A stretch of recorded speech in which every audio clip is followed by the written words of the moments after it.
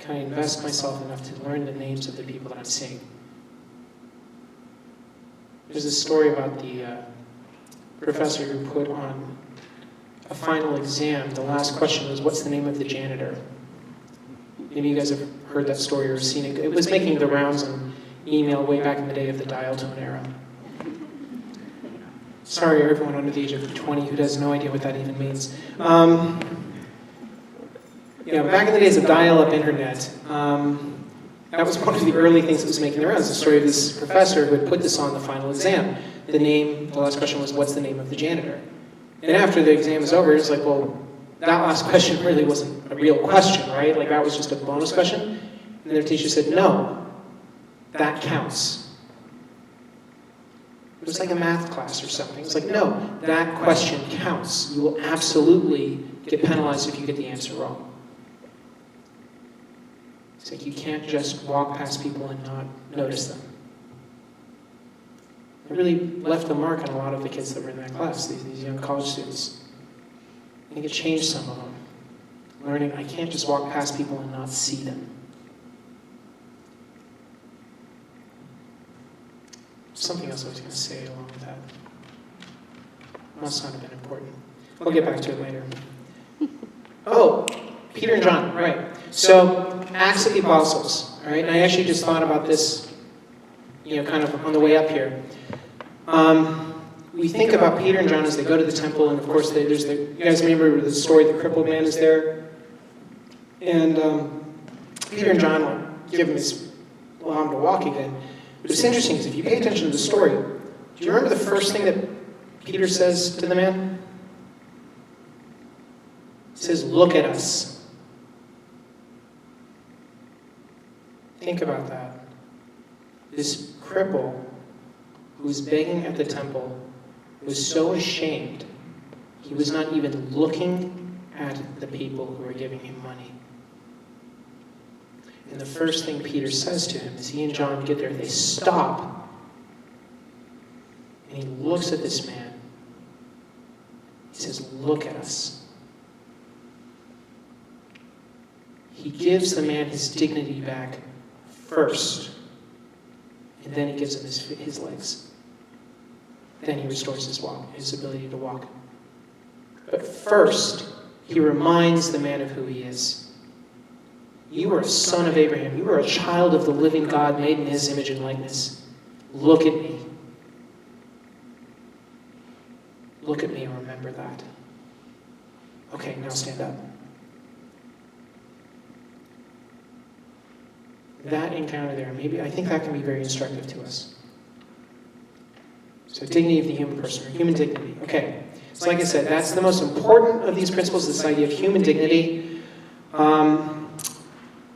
Because without, this is kind of, I feel almost silly saying this, but if there were no human beings, there would be no society. If there's no society, then why would we have social teaching on anything, right? So human dignity is, out of the four principles, the single most important one. So apologies, but we'll probably be coming back and doubling back and hitting that one almost every week, because we'll just have to see how it ties in. Common good, we're going to talk about this evening. We're also going to see, hopefully if we can actually finish on time, how it's related to the other principles. Okay, how it's related to the common good, or exactly the common good is related to human dignity, to subsidiarity, and solidarity. All right.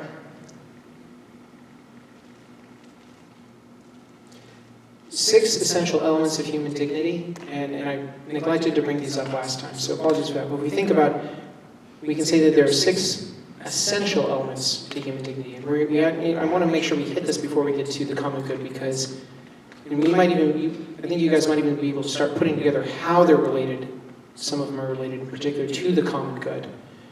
But we say there are six things. First is the unity of the human person.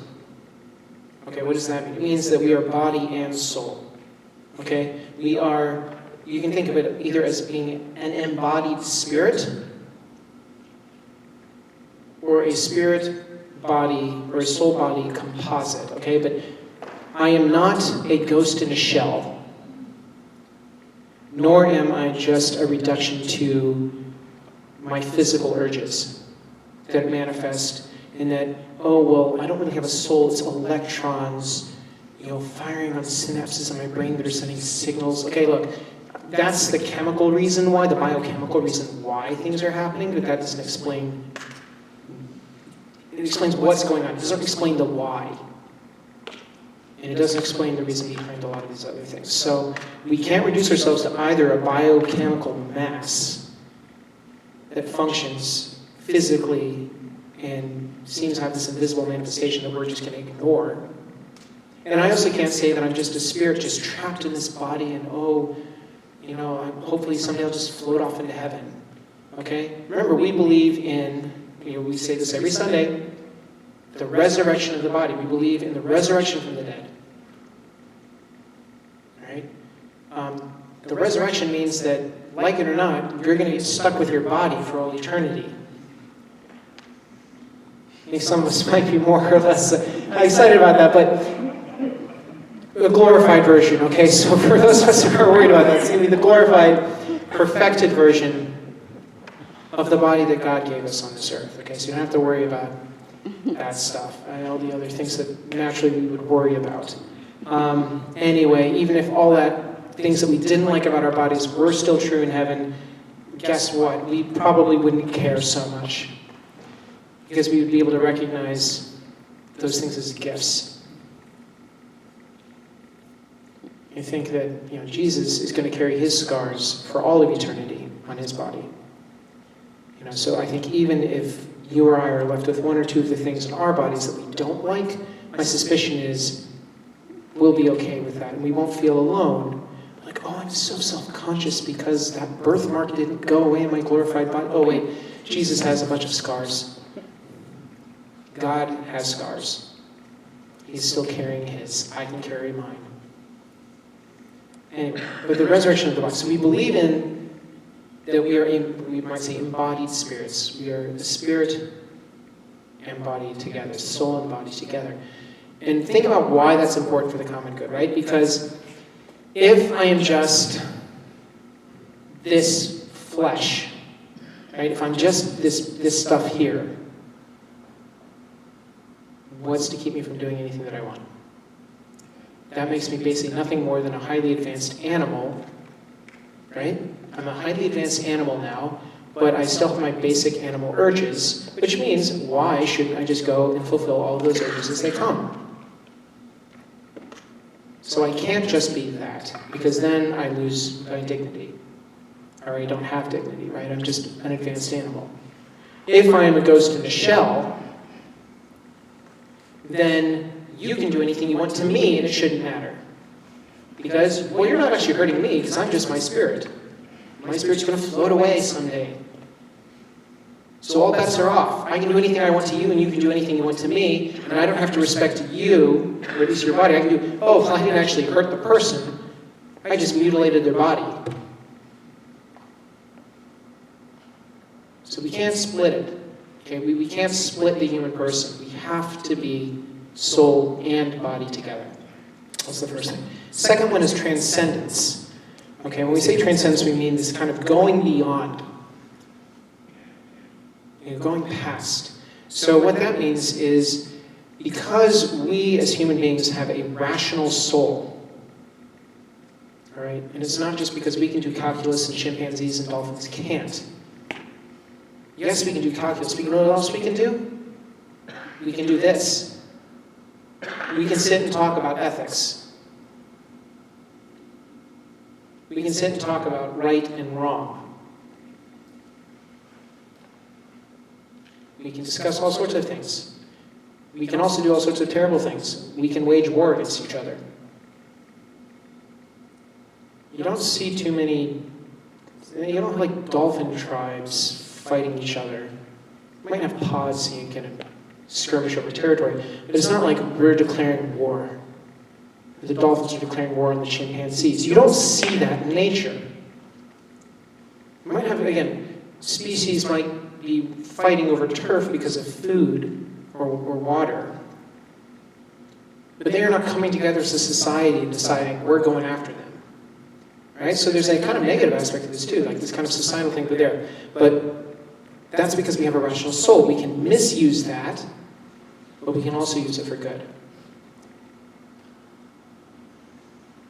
And we say in that sense, a kind of philosophical way of thinking about this, is that as human beings, we can and do experience the I and the thou. Right? Fancy philosophical way of saying, and observing what every parent who's ever watched a toddler grow into a little child. And there's that kind of moment where all of a sudden like the light bulb goes off, and like the kid realizes, oh, there are other people in the world. We've seen this before, right? Like all of a sudden, bling, oh, wait, there are other people in the world and they have feelings too. They have things that they want too.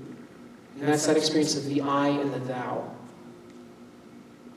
And that interaction and how that grows and matures is really one of the things that makes us human. Again, not that other species don't have interactions, but there's something different about it with humans. Okay, third, that every person is unique and unrepeatable. Right? So when we say human dignity, we're not talking about some theoretical sense. This isn't some esoteric topic that's just kind of whoosh, floating up in the air, in the clouds, right? This doesn't generally apply to humanity. It specifically applies to each and every one of us. So when I say human dignity, yes, I mean it applies to the whole human race, but specifically, it applies to you and to me. And I can't just say, oh, humans have dignity, but I'm going to ignore yours. Because we're all unique and unrepeatable. So that was 3. 4, freedom. And I think the simplest way to say this is that freedom, maybe not as we have come to understand it in postmodern America, but freedom, the freedom to really flourish, the freedom to really choose to do the good, the freedom to be able to self-determine, not radical autonomy to do whatever I want without consequences, but the freedom to self-determine, the freedom to be able to choose, the freedom to be able to use my reason, my moral reasoning. That is the natural consequence of recognizing my dignity and your dignity. That freedom, that equality is the natural outflow of that. 5, the reality of sin. Okay, this is something else that human dignity points out to us. Right? And we distinguish here between 2 types of sin. What are they? Oh, you guys are good. You knew it was a trick question. Okay, so I'm not talking about mortal and venial sins here. We distinguish between 2 types of sin. Personal and social. All right? There are personal sins, there are social sins. But here's the crux of it, is that every sin I commit, even the ones that I consider personal, have a social dimension. There are sins that affect me, right? And they maybe affect me more than they affect you. But there is no such thing as a sin that I can commit in private that does not also affect you. In a more particular sense, we can say that because all of us are members of the body of Christ, when I sin, I hurt you. Right? Maybe secretly, when I'm not here teaching you guys in the evenings or I'm not doing something else at night, I'm like running off to Vegas and am a bank robber. Okay, that's hurting you. I'm not, don't worry. But if I was, that would be hurting you, even if it was a private sin, and even if you didn't have any money in Vegas. I would still be hurting you because we are members of the body of Christ. And by hurting myself, my own personal sin, hurting me, I'm diminishing the body of Christ. So there are personal sins and social sins, but in a certain sense we could say that every sin has a social dimension. In addition to that, we also have what St. John Paul II used to like to call as structures of sin.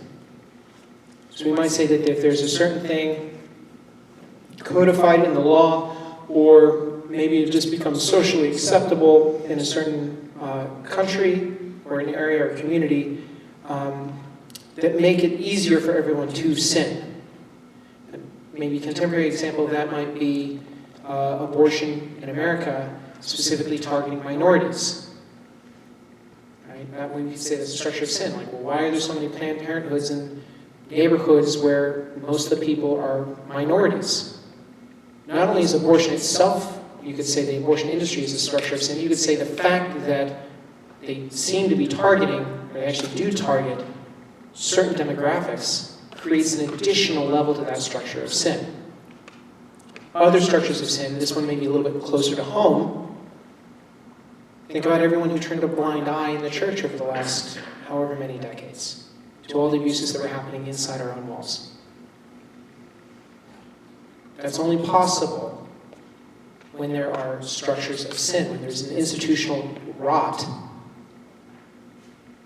where people don't recognize their dignity and the dignity of others. Okay, that's only possible if I have forgotten my dignity or if I've forgotten someone else's dignity. That's where that kind of sneaks in. It's important to remember, though, even as we talk about social sins and structures of sins, we also have to remember that sins are committed by individuals. Right? It doesn't matter